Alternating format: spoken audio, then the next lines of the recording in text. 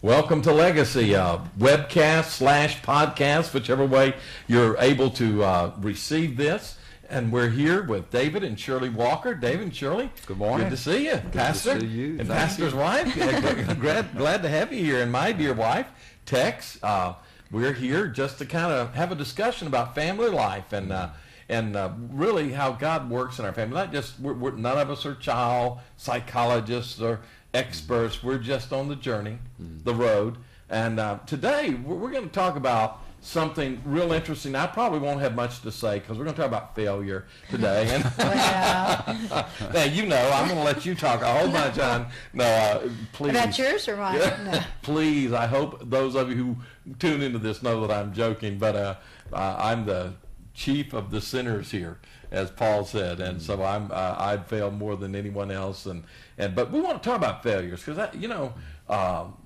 I think David, Shirley, I don't know, but Tex and I's experience has been that we fail. We fail God, we fail each other, we fail our kids, and a lot of times, if you're in the ministry especially, people think, hey, those guys have it together. They never blow it, and the They truth. can ask our kids.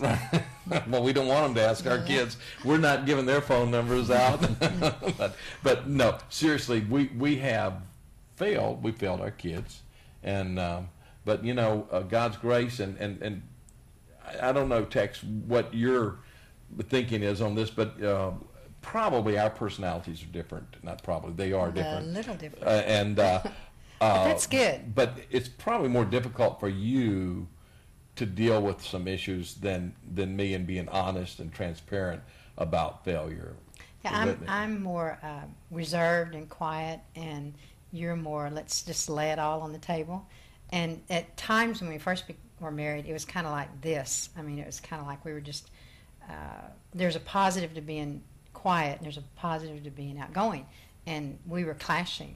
And I think over the years, through our failures and through learning each other and who we are, the Lord has started putting us together like that. And now you become a little bit more quiet, and I become a little bit more outgoing. And so Little bit.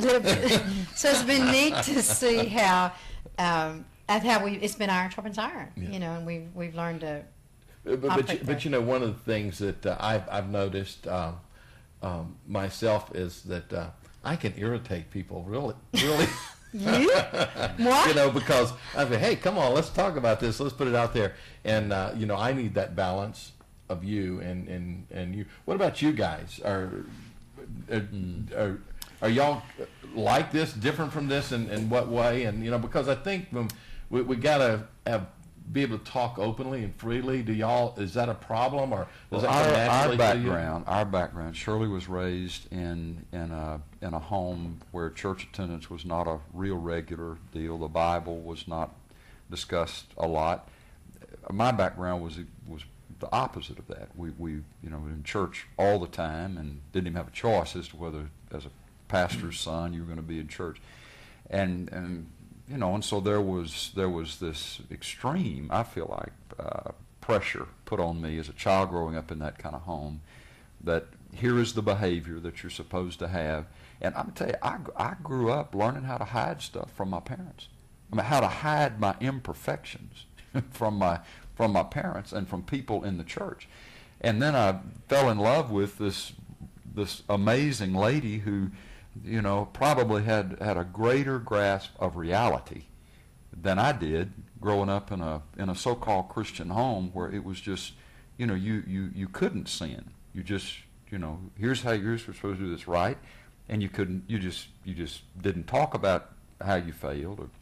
So as we got married, I began to realize there's another way to live.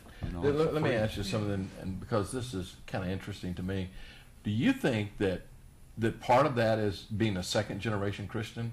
And of course, I know you're like, when I say second, everybody is a first-generation Christian. But I mean, growing up in a home under in a the family influence of parents who knew the Lord, who love the Lord and Yeah. want godly things, that even not necessarily, maybe some of your parents' problems, but maybe just the natural inclination is because you respect them, then you think oh, I've got to hide You want this. to please them. You want to please them, and they're very vigorous in their faith and in their trying to be self-disciplined and so forth.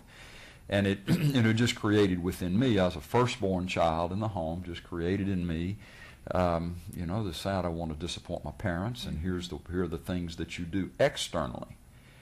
But the internal part, Sammy, was no different than anybody else in a sense who still has a fallen nature.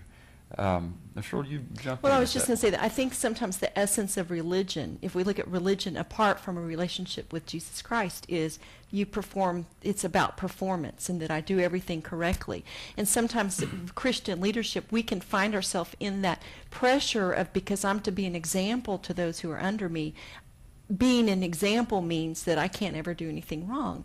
And so we present almost even to the people, if they never see us walk through failure, we've not modeled for them how to walk through failure. If we don't admit that we have struggles with certain things, then they just think there's something wrong with them, or that the struggles that they have are not unique to every person. And I really applaud you, Sammy, for doing this podcast, this webcast, because ones that know you overseas as Dr. Sammy Tippett, the international evangelist, and when God's hand is upon you preaching, it's an amazing thing to witness, but it would be a mistake for us to make the assumption, well, Sammy Tippett lives life the way he preaches. I mean, there's some, I'm not saying that you're a hypocrite, Sam but this podcast is going down.